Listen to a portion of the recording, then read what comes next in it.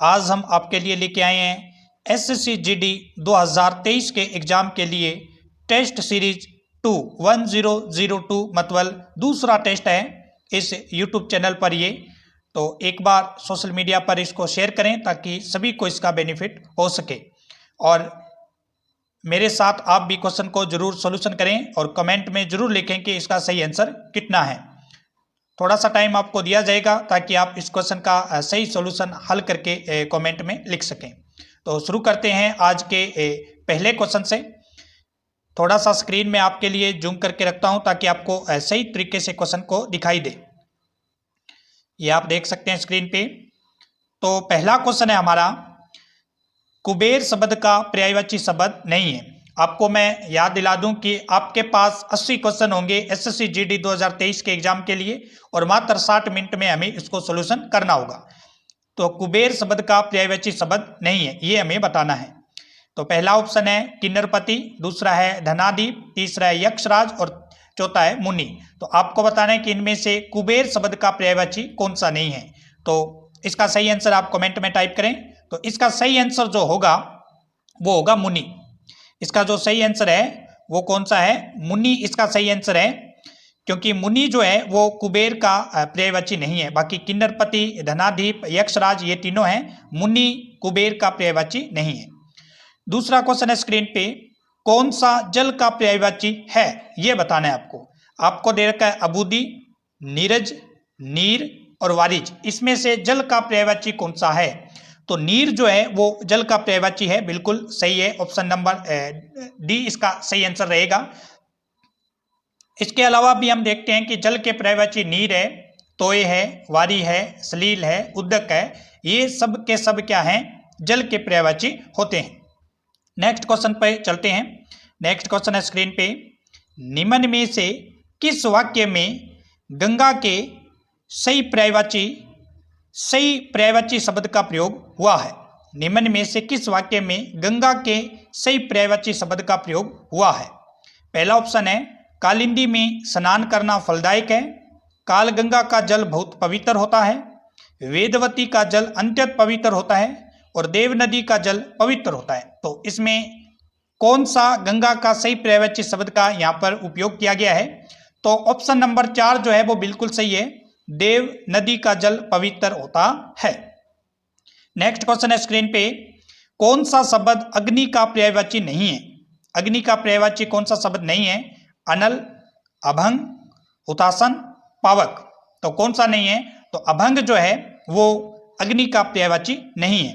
बाकी अनल, हुतासन, पावक ये अग्नि के पर्यायवाची है। नेक्स्ट क्वेश्चन है स्क्रीन पे, भगवान इंद्र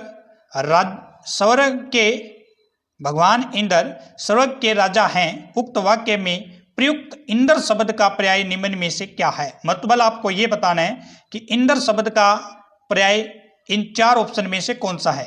सुरेश, खगेश, माधव या इंदु। तो इंद्र शब्द का इसमें से कौन सा प्रयोग किया गया है? तो यहां पर इंद्र के लिए प्रयोग किया है सुरेश। सुरेश जो शब्द है वो इंद्र के लिए प्रयोग किया गया। इसके अलावा आप देखेंगे इंद्र के पर्यायवाची सुरेश, सुरपति, देवराज, पुरेंद्र, सचिपति। क्या बोला मैंने? इंद्र के पर्यायवाची सुरेश, सुरपति, देवराज, पुरेंद्र और सचिपति। नेक्स्ट क्वेश्चन है 6, बिजली का पर्यायवाची शब्द नहीं है। चंचला, तटनी, दामनी, राजीव। तो बिजली का कौन सा पर्यायवाची चारों में से नहीं है? कमेंट में जरूर लिखें कि कौन सा नहीं है। तो यहाँ सही आंसर होगा तटनी। तटनी जो है वो बिजली का पर्यायवाची नहीं है। बाकी चंचला, दामनी, राजीव ये सब के सब बिजली के पर्यायवाची हैं। नेक्स्ट क्वेश्चन है स्क्रीन पे, निम्न में से चंद्रमा का पर्यायवाची है। निम्न में से चंद्रमा का पर्यायवाची है अंशुमाली, दिनकर, शशि या घोटक। तो चंद्रमा का पर्यायवाची इन चारों में से कौन सा है? तो यहाँ आप देखेंगे कि जो शशि शब्द है वो चंद्रमा का पर्यायवाची है। इसके अलावा भी आप देख सकते हैं शशि, हिमकर, विभाकर, तारापति, मयंक और इंदु ये सब के सब क्या हैं? चंद्रमा के पर्यायवाची हैं। शशि, हिमकर, विभाकर, तारापति, मयंक और इंदु ये सब के सब चंद्रमा के पर्यायवाची है। नेक्स्ट क्वेश्चन है, निम्न में से किस वाक्य में खिन के सही पर्यायवाची शब्द का प्रयोग हुआ है? खिन का। रंजना उसके प्रति अनासक्त था। राजीव आज बेहद प्रसन्न था। सुनैना ने मुक्त कंठ से उसकी प्रशंसा की। जया का मन उदास हो गया। तो इसमें से जो खिन शब्द का सही यूज हुआ है वो हुआ है ऑप्शन नंबर 4 में, जया का मन यदास नहीं है, यहाँ ऑप्शन में उदास हो गया। ठीक है ना, यहाँ मिस प्रिंटिंग है लिखने में, यदास नहीं है, यहाँ ऑप्शन में उदास हो गया। नेक्स्ट है क्वेश्चन नंबर 9 स्क्रीन पे, निम्न में से कौन सा शब्द जानकी का पर्यायवाची नहीं है? जानकी का पर्यायवाची शब्द नहीं है। सूर्यसुता, सूर्यसुता, वैदेही, जनकसुता या सीता, पर्यायवाची कौन सा नहीं है जानकी का? तो सूर्यसुता जो है वो जानकी का पर्यायवाची नहीं है। बाकी वैदेही, जनकसुता, सीता ये सब के सब जानकी के क्या हैं? पर्यायवाची शब्द हैं। नेक्स्ट क्वेश्चन देखते हैं स्क्रीन पे, क्वेश्चन नंबर 10 की ओर बढ़ते हैं। तो आप देख रहे हैं स्क्रीन पे, ये है क्वेश्चन नंबर 10। तो 10वां क्वेश्चन है आपके सामने कि निम्न में से कौन सा शब्द अमर्त का पर्यायवाची नहीं है? अमर्त, अमर्त का पर्यायवाची शब्द कौन सा नहीं है? तो सुधा, सोम, अमीय या क्षीर। तो कौन सा शब्द नहीं है अमर्त का पर्यायवाची? अमर्त का पर्यायवाची क्षीर नहीं है। बाकी सुधा, सोम, अमीय ये सब के सब अमर्त के पर्यायवाची हैं। उसके बाद क्वेश्चन नंबर 11 की ओर बढ़ते हैं। निम्न में से कौन सा शब्द राजा का पर्यायवाची नहीं है? तो राजा का पर्यायवाची आपको बताना है, स्वर्गाधिपति, भूपति, महीप या नरपति। राजा का पर्यायवाची शब्द कौन सा नहीं है? तो आप देखेंगे कि राजा का पर्यायवाची शब्द निम्न में से कौन सा नहीं है? तो स्वर्गपति जो है वो राजा का पर्यायवाची यहाँ नहीं है। उसके बाद है सारंग का पर्यायवाची नहीं है। सारंग जो शब्द है इसका पर्यायवाची कौन सा नहीं है? तो सारंग का पर्यायवाची जो है वो यहाँ है, ये पूछा गया है, सारंग का पर्यायवाची है। तो सारंग का पर्यायवाची यहाँ हिरन है। सारंग का पर्यायवाची कौन सा है? हिरन है। नेक्स्ट क्वेश्चन है स्क्रीन पे, क्वेश्चन नंबर नेक्स्ट की ओर बढ़ते हैं। निम्न में से कौन सा शब्द सरस्वती का पर्यायवाची नहीं है? सरस्वती जो है उसका पर्यायवाची नहीं है, कौन सा नहीं है वो आपको बताना है। दामिनी, भारती, शारदा या वागेश्वरी। तो जो दामिनी है वो सरस्वती का पर्यायवाची नहीं है। बाकी भारती, शारदा, वागेश्वरी ये सब के सब सरस्वती के पर्यायवाची है। उसके बाद है निम्न में से शब्द के समानार्थी का चयन करें। समानार्थी का मतलब है सेम शब्द, और सेम शब्द का मतलब ही पर्यायवाची होता है, मतलब पर्यायवाची आपको बताने हैं। हिमालय का पर्यायवाची इन चारों में से कौन सा है वो आपको बताना है। तो स्थिर, जगत, सुरभि या नगराज। तो नगराज जो है हिमालय का पर्यायवाची है। नगराज हो गया, हिमगिरी हो गया, हिमांद्री हो गया, शैलेंद्र हो गए, ये सब के सब हिमालय के पर्यायवाची शब्द हैं। नेक्स्ट क्वेश्चन है, महीप का पर्यायवाची शब्द आपको बताना है। महीप का समानार्थिक शब्द या पर्यायवाची शब्द जो है वो बताना है। सुरेश, दिनेश, योमकेश या नरेश, इन चारों में से कौन सा है? तो महीप का सही पर्यायवाची होगा नरेश। कौन सा होगा? नरेश। नेक्स्ट है तलवार। तलवार का समानार्थिक शब्द आपको बताना है इन चारों में से। सर, खड्ग, खगोत या भाला। तो इन चारों में से सही जो आंसर होगा हमारा वो होगा तलवार का खड्ग। इसके अलावा खड्ग, अस्सी, कृपान, शमशीर, चंद्रहास ये सब के सब तलवार के क्या होते हैं? पर्यायवाची शब्द होते हैं। नेक्स्ट क्वेश्चन है स्क्रीन पे, कर्पण का सही पर्यायवाची आपको बताना है। कर्पण का कंजूस, कृपा, कृपाण या कृतज्ञ। तो कौन सा शब्द है सही पर्यायवाची आपको बताना है कर्पण का? तो कर्पण का सही पर्यायवाची है कंजूस। कौन सा शब्द है? कंजूस शब्द सही है।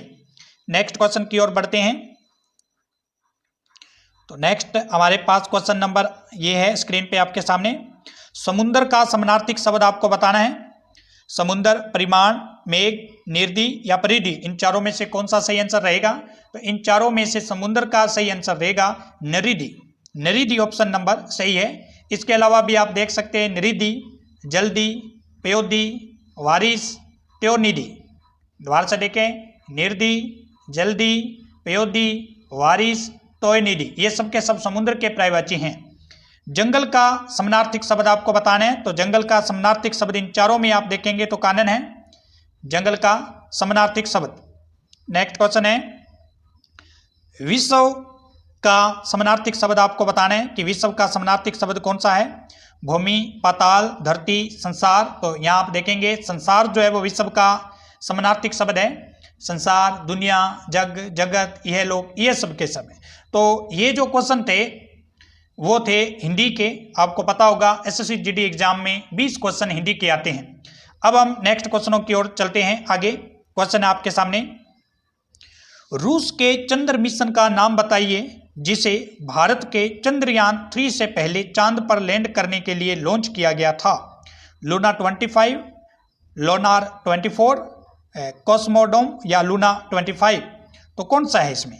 तो आप देखेंगे कि इसमें लूना 25 ऑप्शन नंबर सही रहेगा, ऑप्शन नंबर 1। लूना 25 रूस का मिशन था जो भारत के चंद्रयान 3 मिशन से पहले चांद पर लैंड करवाने की कोशिश की गई थी, लेकिन ये मिशन सफल नहीं हो पाया। नेक्स्ट क्वेश्चन है, अंतर्राष्ट्रीय युवा दिवस कब मनाते हैं? तो अंतर्राष्ट्रीय युवा दिवस कब मनाया जाता है? अंतर्राष्ट्रीय युवा दिवस 12 अगस्त को मनाया जाता है। और इस बार की थीम क्या थी?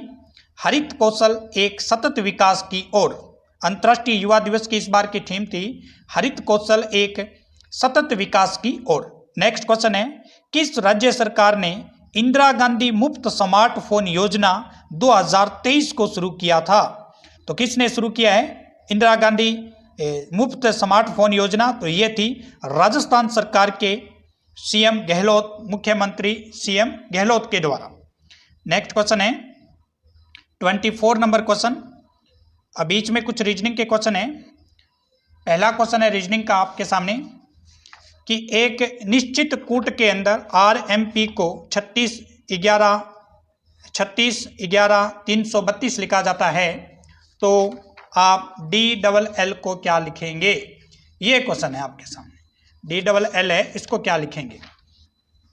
तो आप जैसे इसको हल करेंगे, हल करने के बाद जो सही आंसर हमारा बैठेगा ऑप्शन नंबर 3 बैठेगा, क्योंकि यहाँ पेपर सॉल्यूशन करवाने का मतलब ये है कि आप खुद से इसको थोड़ा ट्राई करें कि कैसे इसका आंसर है। फिर भी अगर आपको डाउट है तो कमेंट में आप लिखें, आपको फिर से ऑप्शन मिलेगा बिल्कुल सॉल्यूशन के साथ।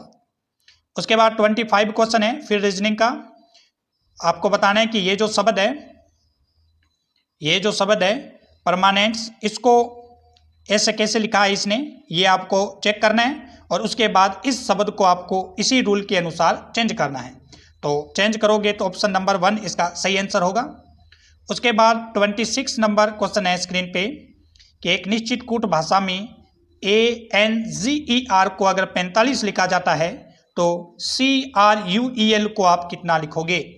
जब आप इस 45 को पहचान लोगे कि 45 कैसे लिखा है, तो आप आसानी से CRULE को टोटल कर दोगे तो कितना आ जाएगा? 59 आ जाएगा। नेक्स्ट क्वेश्चन है, एक निश्चित कूट भाषा के अंदर ये जो FLEET है उसको TMFFF के रूप में लिखा जाता है, और इस शब्द को ये लिखा गया है। तो आपको बताना है कि लेबर शब्द को आप क्या लिखेंगे? इन दोनों के अकॉर्डिंग टू इसको लेबर को चेंज करना है आपको, तो ऑप्शन नंबर 1 आपका बिल्कुल करेक्ट आंसर रहेगा।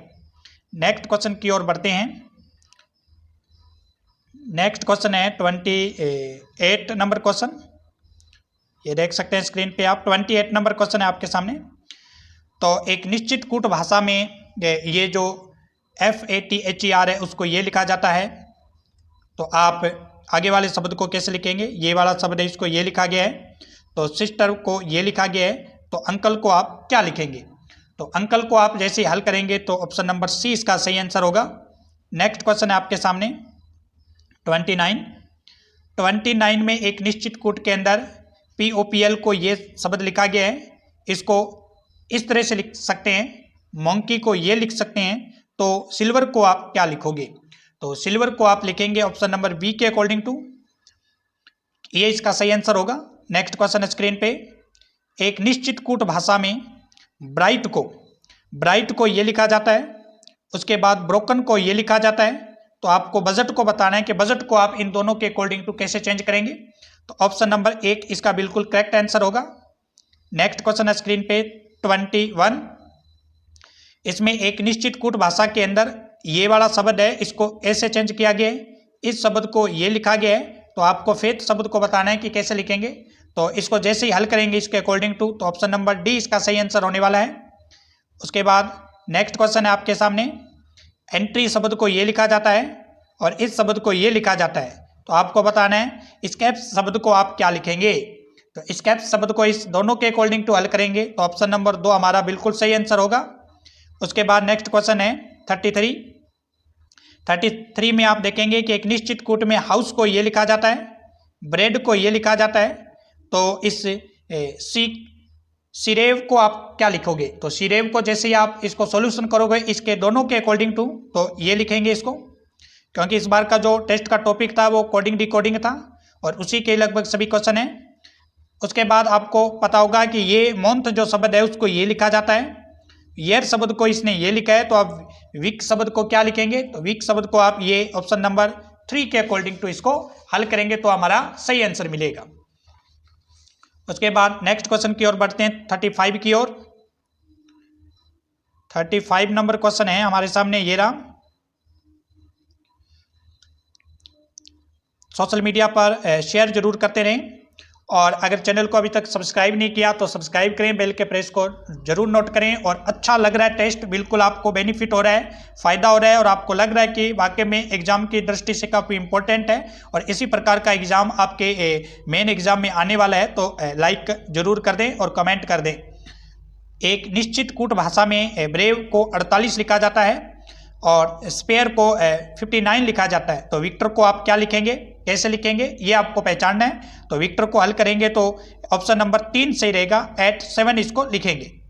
नेक्स्ट है, एक निश्चित कूट भाषा में डिवोट को 71 लिखा जाता है और ये जो शब्द है इसको ये लिखा जाता है, तो आप इस शब्द को कैसे लिखेंगे। तो पहले आप इन दोनों को पहचानना पड़ेगा कि ऐसे कैसे लिखा है इसने, और वही रूल इस पर लगाएंगे तो हमारा जो आंसर निकल के आएगा वो आ जाएगा 54। ए नंबर ऑप्शन हमारा बिल्कुल सही आंसर होगा। नेक्स्ट क्वेश्चन है, एक निश्चित कूट भाषा के अंदर आपके सामने ये शब्द दे रखा है, इसको ये लिख दिया इसने और इसको इसने ये लिख दिया, तो आपको बताना है इसको क्या लिखेंगे। तो इसको जैसे ही आप हल करेंगे तो इसका सही आंसर ऑप्शन नंबर 3 रहेगा। नेक्स्ट क्वेश्चन है 38 नंबर क्वेश्चन। 38 नंबर क्वेश्चन में आप देखेंगे कि मोबाइल शब्द को इससे लिखा जाता है और टेलीविज़न को ये लिखा जाता है। तो पहले आपको पहचानना है कि मोबाइल को 18 क्यों लिखा, उसके बाद टेलीविज़न को 30 कैसे लिखा। तो अगर दोनों को पहचान लोगे तो आप कंप्यूटर को आसानी से बता दोगे कि कंप्यूटर में क्या कुछ होने वाला है, तो इसका आंसर आएगा 24। नेक्स्ट क्वेश्चन है, एक निश्चित कूट भाषा में सीप जो है, सीप T 170 है, काइट जो है वो L 229 D है, ये 70 नहीं है, O है, ये T 17 और फिर O है, तो इसको आप क्या लिखेंगे। इन दोनों के अकॉर्डिंग टू आपको लिखना है, तो इसको आप लिखोगे ऑप्शन नंबर 1 के अकॉर्डिंग टू, बिल्कुल इसका सही आंसर होगा। उसके बाद है, एक निश्चित कूट भाषा में, एक निश्चित कूट भाषा में एग्जाम को ये लिखा जाता है और टेस्ट को ये लिखा जाता है, तो इसको आप क्या लिखेंगे। तो इसका जो सही आंसर होगा ऑप्शन नंबर 1 बिल्कुल करेक्ट आंसर होने वाला है। उसके बाद 21 क्वेश्चन है कि आप इस ब्रेड को ये लिखा सकते हो और आयरनी को ये लिख सकते हैं, तो इसको शेप को शार्प को क्या लिखेंगे। तो शार्प को आप ऑप्शन नंबर 2 बिल्कुल इसका सही आंसर होने वाला है। नेक्स्ट क्वेश्चन देखते हैं हम स्क्रीन पे, ये रहा आपका क्वेश्चन नंबर 22। लास्ट रीजनिंग का क्वेश्चन है ये 22 नंबर। आप देखेंगे 22 नंबर क्वेश्चन कि एक निश्चित कूट भाषा के अंदर पॉलिटिकल को ये लिखा जाता है और तो आप इस सोशल को क्या लिखेंगे। तो सोशल का सही आंसर होगा ऑप्शन नंबर 4। तो नेक्स्ट क्वेश्चन देखते हैं हम 23 की तरफ, स्क्रीन पे आ चुके हैं हम। 23 नंबर क्वेश्चन, केंद्रीय नारियल अनुसंधान केंद्र के बारे में आपसे पूछा जा रहा है कि केंद्रीय नारियल अनुसंधान केंद्र जो है वो कहाँ है। तो ये आपको बताना है, केंद्रीय नारियल अनुसंधान केंद्र कहाँ पे है। 4 ऑप्शन है, राजमुंद्री, कासरगोड, बेंगलुरु या कटक। तो इसका सही आंसर होगा कासरगोड के अंदर, ठीक है ना। और केंद्रीय तंबाकू अनुसंधान केंद्र कहाँ है, वो राजमुंद्री के अंदर है। केंद्रीय उपोषण बागवानी संस्थान कहाँ है, वो बेंगलुरु के अंदर है। और केंद्रीय चावल अनुसंधान केंद्र कहाँ है, वो कटक के अंदर है। नेक्स्ट क्वेश्चन है 24, राष्ट्रीय जूट अनुसंधान केंद्र कहाँ है। तो राष्ट्रीय जूट अनुसंधान केंद्र जो है वो ब्रैकपुर के अंदर है। कहाँ है? ब्रैकपुर में। कटक की मैंने अभी बात की, चावल अनुसंधान केंद्र है। राजमुंद्री की अगर बात करें तो अभी हमने बात की राजमुंद्री की, राजमुंद्री में क्या है? राजमुंद्री में तंबाकू अनुसंधान, कासरकोड पहला क्वेश्चनिंग है, केंद्र नारियल अनुसंधान केंद्र है। नेक्स्ट क्वेश्चन स्क्रीन पे, केंद्रीय मिट्टी एवं जल संरक्षण अनुसंधान केंद्र कहाँ है? तो केंद्रीय मिट्टी और जल अनुसंधान केंद्र, जल संरक्षण अनुसंधान केंद्र कहाँ पे है वो आपको बताना है। तो इसका जो सही आंसर होगा वो होगा देहरादून। राजमुंद्री आप पहचान लोगे, राजमुंद्री में क्या है? केंद्रीय तंबाकू अनुसंधान केंद्र है। बेंगलुरु में क्या है? तो बेंगलुरु के अंदर केंद्रीय उपोषण बागवानी संस्थान है। और कोयम्बटूर के अंदर क्या है? तो कोयम्बटूर में राष्ट्रीय गन्ना प्रजनन संस्थान कोयम्बटूर के अंदर है। नेक्स्ट क्वेश्चन है स्क्रीन पे, आपको निम्न में से कौन सा कथन सही नहीं है वो बताना है कि सही कौन सा नहीं है निम्न में से। केंद्रीय चावल अनुसंधान केंद्र कटक बिल्कुल सही है। राष्ट्रीय गन्ना प्रजनन संस्थान कोयम्बटूर। केंद्रीय तंबाकू अनुसंधान कासरकोड, यही ऑप्शन गलत है क्योंकि केंद्रीय तंबाकू कासरकोड जो संस्थान है वो हमने अच्छी तरह से याद है, राजमुंद्री में, कासरकोड में नहीं है। और केंद्रीय कृषि मौसम विज्ञान अनुसंधान केंद्र, तो ये कृषि मौसम अनुसंधान केंद्र जो है वो पूना के अंदर है, बिल्कुल सही है। नेक्स्ट क्वेश्चन है, प्रायद्वीपीय भारत में सिंचाई के प्रमुख साधन हैं। तो प्रायद्वीपीय भारत में सिंचाई का प्रमुख साधन कौन सा है? तो वो है तालाब। कौन से हैं? तालाब हैं। तालाब द्वारा सर्वाधिक सिंचाई कहाँ होती है? तमिलनाडु के अंदर की जाती है। नेक्स्ट क्वेश्चन है, भारत सरकार ने राष्ट्रीय जल संसाधन परिषद का गठन कब किया था? राष्ट्रीय जल संसाधन परिषद का गठन भारत सरकार के द्वारा कब किया जाता है? 1983 के अंदर किया जाता है। और इसके अध्यक्ष होते हैं प्रधानमंत्री और उपाध्यक्ष होते हैं केंद्रीय जल संसाधन मंत्री जो होते हैं। नेक्स्ट क्वेश्चन है स्क्रीन पे, रिहंद परियोजना वर्तमान में कहाँ संचालित है? वो आपको बताना है कि रिहंद परियोजना जो है वर्तमान में कहाँ पे संचालित है। तो रिहंद परियोजना वर्तमान में उत्तर प्रदेश के अंदर संचालित है। और अगर तवा परियोजना की बात करें तो तवा परियोजना मध्य प्रदेश में है, सरहिंद नहर परियोजना हरियाणा के अंदर है और कुंडा परियोजना तमिलनाडु में है। तुलबुल परियोजना किस नदी पर है? तो तुलबुल परियोजना झेलम नदी पर है। तुलबुल परियोजना किस नदी पे है? झेलम नदी पर है। और बगलिहार परियोजना है वो चिनाब नदी पर है, जम्मू कश्मीर के अंदर। और व्यास परियोजना जो है वो व्यास नदी पे है, जिसमें राजस्थान, पंजाब, हरियाणा, हिमाचल प्रदेश सभी शामिल हैं। नेक्स्ट क्वेश्चन है, तिलेया परियोजना वर्तमान में किस नदी पर स्थित है? तिलेया परियोजना, तो तिलेया परियोजना की अगर बात करें तो तिलेया परियोजना वर्तमान में बराकर नदी झारखंड में स्थित है। बराकर नदी झारखंड के अंदर स्थित है। म्यूराक्षी परियोजना का संबंध कहाँ से है? तो म्यूराक्षी परियोजना का संबंध जो है वो पश्चिम बंगाल से है। नेक्स्ट क्वेश्चन है स्क्रीन पे, निम्न में से कौन सा कथन सही नहीं है? आपको बताना है, हीराकुंड बांध परियोजना उड़ीसा, तवा परियोजना मध्य प्रदेश, मालप्रभा परियोजना उड़ीसा, घाटप्रभा परियोजना तमिलनाडु। तो कौन सा क्वेश्चन सही नहीं है? बाकी सभी सही है। मालप्रभा परियोजना जो है वो उड़ीसा में नहीं है, कर्नाटक के अंदर है। नेक्स्ट क्वेश्चन है स्क्रीन पे, क्वेश्चन 54 की ओर हम आ चुके हैं। कुछ साइंस के क्वेश्चन हैं। किसकी भेदन क्षमता अत्यधिक होती है और इसका उपयोग नाभिकीय अभिक्रिया तथा कृत्रिम रेडियोधर्मिता में किया जाता है? तो आपको बताना है, एक्स किरण, पराबैंगनी किरणें, गामा किरणें, दर्शक किरणों में से किसकी भेदन क्षमता अधिक होती है? तो भेदन क्षमता जिसकी अधिक होती है वो किरणें हैं, गामा किरणों की भेदन क्षमता अधिक होती है। ठीक है। एक्स किरणों का उपयोग हम किस में करते हैं? तो चिकित्सा और औद्योगिक क्षेत्र में इसका उपयोग किया जाता है। दर्शक विकिरण, इससे हमें वस्तु दिखाई देती है, जिससे वस्तु दिखाई देती है उसको दर्शक विकिरण बोलते हैं। पराबैंगनी किरणें जो ओजोन परत से हमारी रक्षा, ओजोन परत है, इन किरणों से हमारी रक्षा करती है, वही ये पराबैंगनी किरणें हैं। नेक्स्ट क्वेश्चन है स्क्रीन पे, कुत्ता, बिल्ली, चमगादड़ आदि सुन सकते हैं। इन तरंगों को गाल्टन की सीटी के द्वारा तथा विद्युत प्रभाव की विद्युत क्वार्टज के क्रिस्टल कंपनों से उत्पन्न करते हैं। कुत्ता, बिल्ली, चमगादड़ आदि सुन सकते हैं और इन तरंगों को गाल्टन की सीटी के द्वारा तथा विद्युत प्रभाव की विधि क्वार्टज के क्रिस्टल कंपन से उत्पन्न करते हैं। ये कौन से हैं? तो इसका जो हमारा सही आंसर रहेगा वो है, ऐसी कौन सी तरंगे हैं? तो उन तरंगों का नाम है प्रासर्वीय तरंगे। प्रासर्वीय तरंगे वो होती है जिनकी आवृत्ति जो है 20,000 हर्ट्ज से अधिक होती है, जिनको हमारा कान नहीं सुन सकता। और सर्वे तरंगें वो होती है जिनकी आवृत्ति 20 हर्ट्ज से लेकर 20,000 हर्ट्ज के बीच होती है, और अवसर्वे तरंगें वो होती है जिनकी आवृत्ति जो है 20 हर्ट्ज से क्या होती है, कम होती है। नेक्स्ट क्वेश्चन है 15वां ब्रिक्स समिट किस शहर में आयोजित हुआ जिसमें पीएम मोदी ने भाग लिया? तो 15वां ब्रिक्स सम्मेलन कहाँ होता है? जोहान्सबर्ग दक्षिण अफ्रीका के अंदर हुआ है। जोहान्सबर्ग कहाँ है? दक्षिण अफ्रीका के अंदर। और ब्रिक्स के अंदर कौन कौन शामिल हैं? ब्राजील, रूस, इंडिया, चाइना, दक्षिण Africa. Under 20 world wrestling championship में गोल्ड मेडल जीतने वाली दूसरी भारतीय महिला पहलवान कौन बनी हैं? तो दूसरी भारतीय महिला पहलवान बनी है जिसका नाम है प्रिया मलिक। नेक्स्ट क्वेश्चन है स्क्रीन पे, विश्वनाथ आनंद के बाद फिडे चेस वर्ल्ड कप के फाइनल में पहुंचने वाले खिलाड़ी का नाम बताइए। तो ये पहुंचे हैं जिनका नाम है आर प्रज्ञानंदा, ये हैं, ये फाइनल में पहुंचे हैं। उसके बाद है next question 59, FIDE chess world cup 2023 के विजेता का नाम बताइए। 2023 का फिडे चेस वर्ल्ड कप किसने जीता है? तो ये जीता है मैग्नस कार्लस ने, मैग्नस कार्लस। और ये जो प्रतियोगिता थी वो बांकू अजरबैजान में हुई थी। और द्वितीय स्थान पर रहे थे आर प्रज्ञानंद और पहले स्थान पर रहे थे मैग्नस कार्लस। नेक्स्ट है केंद्र सरकार ने विश्वकर्मा योजना को मंजूरी दी है, इसके तहत 5 वर्षों में कितनी रकम खर्च होगी? तो 13,000 करोड़ रुपए खर्च किए जाएंगे 5 वर्ष के अंदर। तो ये थे 60 क्वेश्चन हमारे टोटल हो चुके हैं जिसमें हमने जीके, जीएस, रीजनिंग के क्वेश्चन देखे हैं।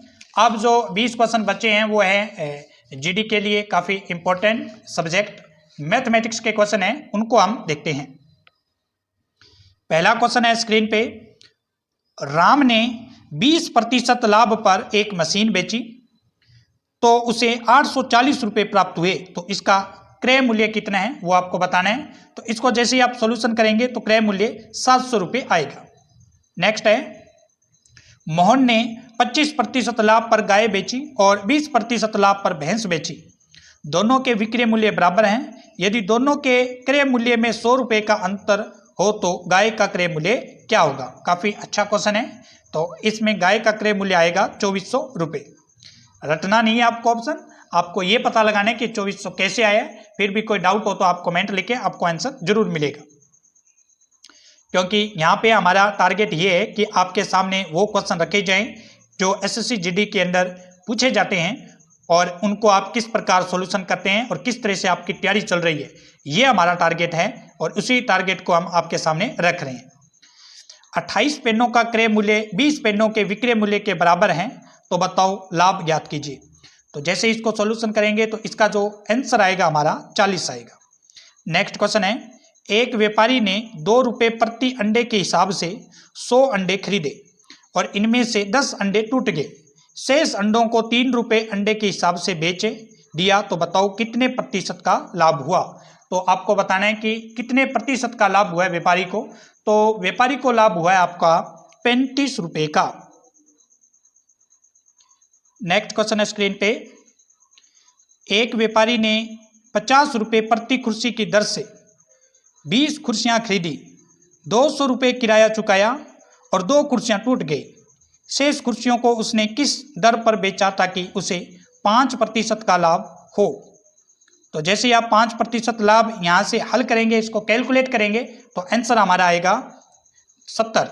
नेक्स्ट है, किस वस्तु का क्रय मूल्य व लाभ में अनुपात 10:3 है, तो इसका विक्रय मूल्य 6000 रुपये हो तो प्रतिशत लाभ बताएं कि कितना प्रतिशत लाभ होने वाला है। तो इसका प्रतिशत लाभ है 30 रुपये। किसी वस्तु का लाभ उस वस्तु के विक्रय मूल्य का 40% है, यदि क्रय मूल्य 720 रुपये हो तो विक्रय मूल्य ज्ञात कीजिए। तो विक्रय मूल्य इसका सही आंसर होगा 1200 रुपये। नेक्स्ट है, किसी वस्तु का अंकित मूल्य बट्टा का 5 गुना है और उस वस्तु का क्रय मूल्य लाभ का 3 गुना है, यदि वस्तु का मूल्य 240 रुपये अधिक अंकित किया गया हो तो विक्रय मूल्य कितना होगा? तो विक्रय मूल्य इसका होगा 480 रुपये। नेक्स्ट है, किसी वस्तु के लाभ का 3 गुना और बट्टा का 2 गुना आपस में बराबर है तो 10% की छूट दी गई है, तो बताओ कि कितने प्रतिशत का लाभ होगा? तो जैसे ही आप कैलकुलेट करेंगे, कैलकुलेट करने के बाद आंसर आएगा 8 रुपये। नेक्स्ट है, दो वस्तुओं के क्रय मूल्य बराबर हैं। प्रथम वस्तु पर 8% लाभ पर बेची गई और दूसरी वस्तु 12% हानि पर बेची गई। दोनों बताओ, दोनों वस्तुओं के विक्रय मूल्य में अंतर 600 रुपये हो तो प्रत्येक वस्तु का क्रय मूल्य ज्ञात कीजिए। तो प्रत्येक वस्तु का क्रय मूल्य कितना आएगा? 2700 रुपये। नेक्स्ट क्वेश्चन है 71 क्वेश्चन की ओर चलते हैं। 71 क्वेश्चन है हमारे सामने कि राम ने एक गाय 15% लाभ पर बेची जिसका क्रय मूल्य 140 रुपये है और इसका अंकित मूल्य 200 रुपये है। तो बताओ उसने कितने समय की छूट दी है, कितने टाइम की छूट दी है, कितने समय की छूट दी है। तो इसका आंसर आएगा 39। डी नंबर ऑप्शन बिल्कुल सही होगा। किसी वस्तु की हानि विक्रय मूल्य की 1/3 है तो प्रतिशत हानि ज्ञात कीजिए। तो प्रतिशत हानि होगी इसकी 25। एक व्यापारी 15 संतरे 8 रुपये में खरीदता है और 10 संतरे 7 रुपये में बेच देता है, फिर भी उसे 100 रुपये का लाभ होता है। तो उसने कितने संतरे खरीदे, कितने संतरे खरीदे हैं वो आपको बताने। तो संतरों की संख्या है 600। 2000 की कोई वस्तु खरीदी और उसका मूल्य 1000 रुपये बढ़ाकर लिखा गया। ये वस्तु 2400 रुपये में बेची तो बताओ कितने प्रतिशत की छूट दी गई। तो छूट अगर देखें यहाँ पे तो छूट हुई है यहाँ पे कितनी? 25% की छूट। नेक्स्ट है 5000 रुपये में कोई वस्तु खरीदी गई और 1000 किराया चुकाया गया और उसके बाद 6600 रुपये में उसको बेचा गया। तो बताओ कितने प्रतिशत का लाभ हुआ। तो लाभ इसका 10% है। एक वस्तु को 700 रुपये में बेचने पर जितने रुपए की हानि होती है 940 रुपये में बेचने पर उतना ही लाभ होता है। तो बताओ इसका क्रय मूल्य कितना रुपए है। तो क्रय मूल्य इसका है 820 रुपये। नेक्स्ट है, एक व्यापारी क्रय मूल्य पर सामान बेचता है, 1 kg की जगह 800 ग्राम तोलता है, उसका प्रतिशत लाभ कितना है। तो उसका प्रतिशत लाभ है 25%। एक व्यापारी 1 रुपये में 5 टॉफ़ी खरीदता है और 1 रुपये में 4 टॉफ़ी बेचता है, तो उसका कितना प्रतिशत लाभ ज्ञात करो। तो उसका प्रतिशत लाभ आपको बताना है कि कितना है। 1 रुपये में अगर 5 टॉफ़ी खरीदे और 1 रुपये में 4 टॉफ़ी बेचे तो उसको लाभ होगा 25%। नेक्स्ट क्वेश्चन है स्क्रीन पे, एक व्यापारी ने 8000 रुपये में एक साइकिल खरीदी तथा उसका मूल्य 1000 रुपये बढ़ाकर लिखा, फिर ग्राहक को 1200 रुपये की छूट दी। तो बताओ कितने प्रतिशत की हानि हुई उसे। हानि बताना है कि हानि कितने प्रतिशत की हुई है। तो 79 में आप देखेंगे 2.5% को उसकी हानि हुई है। आज का आखिरी क्वेश्चन 80 नंबर क्वेश्चन की ओर बढ़ रहे हैं हम। 80 नंबर क्वेश्चन आपके स्क्रीन पे आ चुका है कि 9000 रुपये में कोई वस्तु बेची तो ग्राहक को 1000 रुपये की छूट मिली। तो बताओ कितने प्रतिशत की छूट दी गई। तो यहाँ आप इसको सॉल्यूशन करेंगे तो आंसर आएगा 10% की इसको छूट दी गई। तो ये था आज का एसएससी जीडी का टेस्ट जो आपने देखा। पूरे 80 क्वेश्चन हमने सॉल्यूशन किए हैं। टेस्ट किस प्रकार का लगा आपको जरूर कमेंट में लिखें। किसी प्रकार की डाउट हो फिर भी कमेंट में लिखें। आपकी तैयारी किस प्रकार की चल रही है ये भी लिखते रहें। वीक चल रही है, स्ट्रॉन्ग चल रही है, मध्यम चल रही है, 80 में से कितने क्वेश्चन आपको रियल में आ रहे थे वो भी आप जरूर लिखें। तो फिर मिलते हैं टेस्ट कोड 1103 के साथ तीसरे एसएससी जीडी 2023 के एग्जाम के तीसरे टेस्ट के साथ। चैनल को सब्सक्राइब नहीं किया तो सब्सक्राइब बेल के प्रेस को नोट कर लें ताकि सबसे पहले नोटिफिकेशन आपको मिल सके। धन्यवाद। फिर मिलते हैं न्यू टेस्ट के साथ।